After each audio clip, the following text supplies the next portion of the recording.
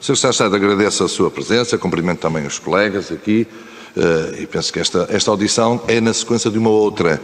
Nós tivemos a oportunidade de ouvir aqui as federações, as confederações, os comités, enfim, e que nos deixaram alguns dados preocupantes. A Confederação de Desporto lembrou que cerca de 60% das federações, há federações que identificam 60% de perda de atletas.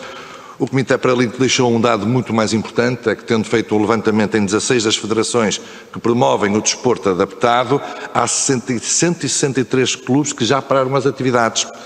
Diz lembrar-nos ainda o futebol de que 25% dos clubes desapareceram, que há 65% dos atletas da formação que desapareceram, são menos 160 mil atletas inscritos, 2 épocas de formação que foram, que desapareceram, o ciclismo lembrou aqui que já perderam 37% dos atletas, enfim, o xadrez relembrou também aqui que infelizmente perdeu 50% dos atletas e 40% dos clubes, e por isso este é o cenário que as federações do movimento esportivo veio cá trazer.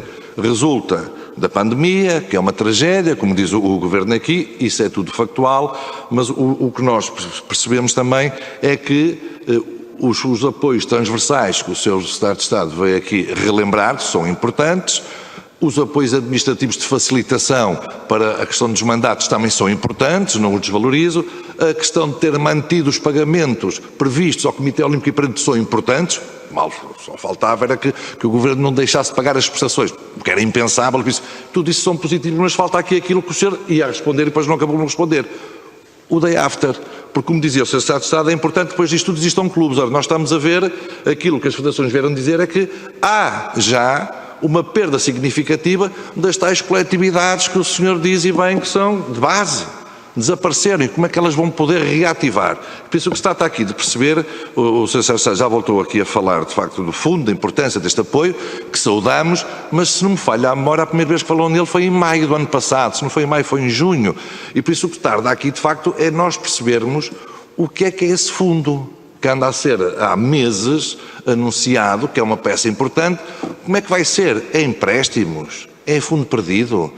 Qual é o montante do fundo? Quando é que ele está disponível? E era importante que nós hoje saíssemos aqui com um compromisso do Governo, porque, enfim, e se o Sr. Secretário de Estado precisar de ajuda para que esse fundo veja a luz do dia, acho que pode contar com o Parlamento e pode contar com todo o movimento desportivo. É uma questão de como é que nós podemos ajudar para que isso apareça. O que nós não podemos é continuar a assistir, mês após mês, que vai acontecer. Está a pensar, depois evoluiu já para a pensar, executar.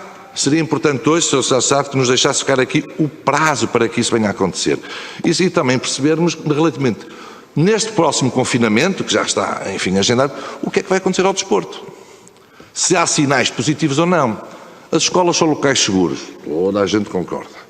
Os treinos são lugares seguros, os jogos são locais seguros. Vamos lá ver, os jovens passam o tempo a ir para a escola nos autocarros. Passam o dia todo, horas e horas dentro das salas de aulas uns com os outros. E depois não podem jogar ao final de semana, arranjando aqui um esquema que tantas federações já propuseram no sentido de se garantir condições sanitárias para que eles possam fazer. Porque o retorno da formação é importante. Se calhar mais importante do que estarmos permanentemente a questionar o adiamento será mobilizar as estruturas da saúde, e nós sabemos, como nos foi dito aqui, que o movimento esportivo já propôs várias soluções para negociar com a Direção-Geral de Saúde, para que se possa criar aqui, pelo menos em muitas das modalidades, que algumas delas são de risco baixo e não têm formação também, para que a formação possa voltar, para impedir de facto esta perda sistemática de atletas. Nós também gostaríamos, Sr. Secretário de Estado, que hoje tivéssemos esse compromisso e, sobretudo, que percebêssemos também, uma vez que o desporto, até agora, em todos os documentos, está excluído do PRR, se nos futuros quadros comunitários, no Portugal 2030, existirá ou não. E não é uma questão das infraestruturas, Sr. Secretário de Estado, porque neste momento os clubes querem é sobreviver, querem é conseguir manter a atividade e não tanto fazer as obras que também precisam. E por isso temos que, se calhar, dividir isto por momentos. E neste momento o que é importante, de facto, é impedir que esta sangria que está a acontecer há um ano devido à pandemia, do desaparecimento de clubes, de atletas, na formação e nos séniores, que estanque e que se possa inverter. E por isso seria importante percebermos como é que vai fazer isto, até porque é um dado objetivo. Portugal foi o terceiro país que menos investiu no combate à pandemia.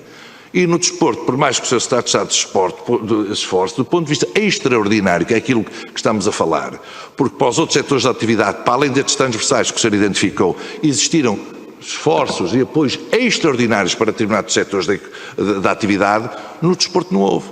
E por isso, se Portugal que são os números que o dizem, o terceiro país que menos investiu, será importante que no desporto, 2 para a frente, essa tendência inverta. Porque se calhar, da mesma forma que se fala em testes nas escolas agora, se calhar valerá a pena aplicar isso ao desporto para que ele possa voltar a ser uma realidade e que possa existir formação e que os jovens possam voltar à atividade. A questão toda é, o Estado está disponível para pagar esses testes, é que os clubes não têm dinheiro. Isso ajudaria com certeza à retoma da atividade. Muito obrigado, Sr. Presidente. Obrigado.